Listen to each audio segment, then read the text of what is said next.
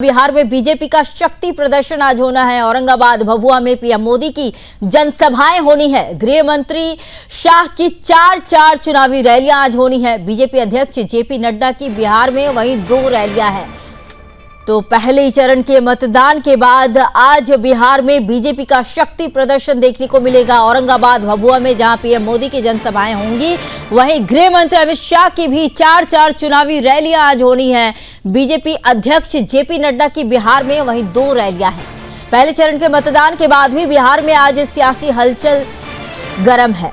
प्रधानमंत्री नरेंद्र मोदी, गृह मंत्री अमित शाह और बीजेपी अध्यक्ष जेपी नड्डा, तीनों दिग्गज नेता आज बिहार में चुनावी मैदान में उतर चुके हैं। एक तरफ पीएम मोदी के विकास के वादे, तो वहीं दूसरी तरफ गृह मंत्री अमित शाह की रणनीति और बीजेपी अध्यक्ष जेपी नड्डा का संगठन। बिहार का चुनावी रण आज पूरी तरह बीजेपी के रंग में रंगा नजर आएगा। पीएम नरेंद्र मोदी आज बिहार में 2 बड़ी जनसभाएं करेंगे। पहली जनसभा दोपहर 1:45 पर औरंगाबाद में होंगी। वहीं दूसरी जनसभा दोपहर 3:30 पर भभुआ में होगी।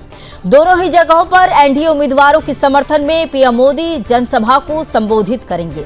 भभुआ में सभा सरदार वल्लभ भाई पटेल कॉलेज के मैदान में होगी, जहां सुरक्षा के कड़े इंतजाम किए गए हैं। वहीं बीजेपी अध्यक्ष जेपी नड्डा भी आज बिहार में 2 चुनावी रैलियों को संबोधित करेंगे और साथ ही गृह मंत्री अमित शाह भी बिहार में 4 रैलियां करने वाले हैं। बिहार का आज का दिन पूरी तरह बीजेपी के नाम है। तीनों शीर्ष नेता एक साथ चुनावी मैदान में हैं। स्पष्ट है, एनडीए बिहार की जनता को यह संदेश देना चाहती है कि मोदी सरकार का विकास अभियान अब और तेज होगा।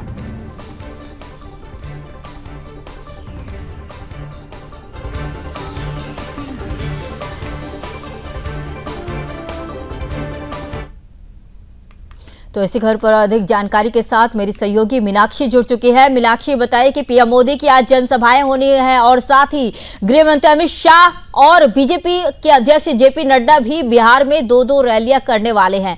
तो इस चीज को, ये बड़ी एंट्री जो आज हो रही है, जनता किस तरह से देख रही है? क्या मैदान में मोदी शाह नड्डा की जो तिकड़ी है वो विपक्ष के लिए मुश्किलें खड़ी कर रही है क्या?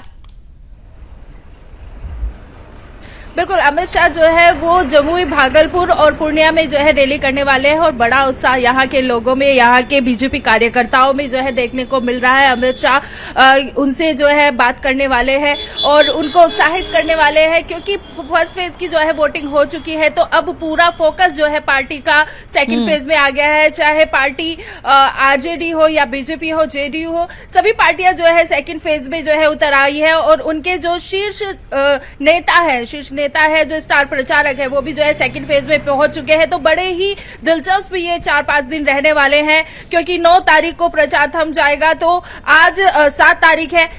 तो यहाँ पर जो है सभी नेता अपने जी जान जो है लगाने में जुटे हुए दिखाई दे रहे हैं। इसके साथ ही अगर जनता की बात करें तो जनता भी उतनी ही उत्साहित जो है नजर आ रही है, स्वागत के लिए जो है तैयारियां करती हुई नजर आ रही है।